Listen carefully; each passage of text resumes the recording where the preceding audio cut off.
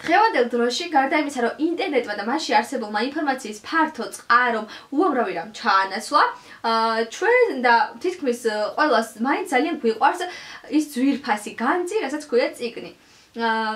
თუმცა ამ სიყვარულს რამდენად ვიყენებთ პრაქტიკაში, ეს ცალკე თემაა.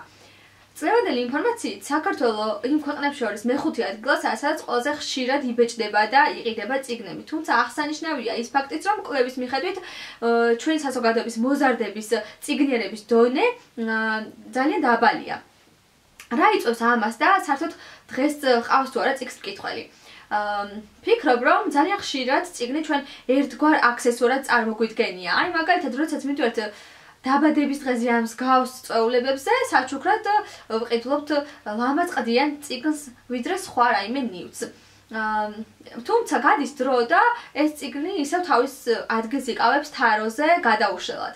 ასე რომ ჩვენ კი ვამბობთ, რომ გვიყვარს და ვართ უამრავი წიგნის მფლობელი, მაგრამ რეალურად ნაკლებად ვიყენებთ მას წასაკითხად. ეს პრობლემები ვფიქრობ უკვე იწყება სკოლის ასაკში, სკოლის პერიოდში. ანუ აქ მოზარდების უმრავლესობას უნდა უჩნდებოდეს სურვილი წაიკითხოს წიგნი, შემდეგ უკვე შეაფასოს და შეადაროს სხვა წიგნთან და ბოლოს გამოარჩიოს საყვარელი მწერალი. თუმცა ვფიქრობ, რომ აქ მითითებულ და საჭირო რჩევებს უნდა აძლევდნენ სწორედ მასწავლებლები, პედაგოგები და მშობლები. რადგან აქ კიდევ ერთი პრობლემა გვაქვს ჩვენ, რომ ასაკის მიხედვით უნდა იყოს განსაზღვრული წასაკითხი მასალა. ანუ კვლევის მიხედვით და რეალურად ეს ასეც არის, ბავშვი ვერ აღიქვამს და ვერ ჩაწვდება იმას, რაც უნდა წაიკითხოს ზრდასრულმა ადამიანმა. დღეს ხშირად გაიგებთ იმას, რომ ხშირად საუბრობენ იმის შესახებ, რომ ინტერნეტმა და ტექნოლოგიებმა სრულიად შეჭამა და გაანადგურა წიგნი თავისივე ღირებულებებით. შედეგად კი ამბობენ, რომ მივიღეთ თაობა, რომელიც სრულიად დამოკიდებულია ტექნოლოგიებზე, მიჯაჭვულია კომპიუტერზე და უჭირს შეიცნოს სამყარო. მე ვფიქრობ, რომ ისევე როგორც წიგნს აქვს თავისი დანიშნულება, თავისი ფუნქციები, ასევე აქვს თავისი დანიშნულება და ფუნქციები ინტერნეტს და კომპიუტერს. ანუ ჩვენ უნდა შეგვეძლოს მათი გამიჯვნა და სწორად გამოყენება ორივესი. შეთვისება მათი ფუნქციების.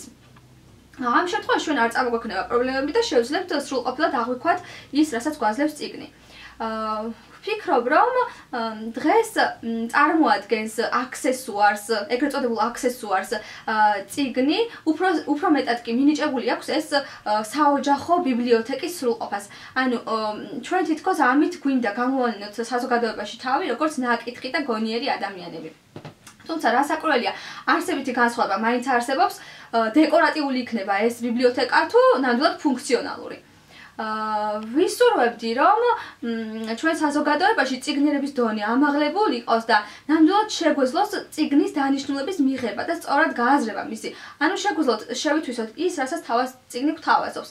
განსხვავება კი იმაში მდგომარეობს, რომ ჩვენ ინტერნეტიდან ვიღებთ ძალიან მარტივად ინფორმაციას, ხოლო წიგნი გვაძლევს საშუალებას ვიფიქროთ, ვიაზროვნოთ და ჩემთვის წიგნი წარმოადგენს მსოფლმხედველობის გაღრმავებისა და საერთოდ პიროვნების სრულყოფილი პიროვნების ჩამოყალიბების საშუალებას.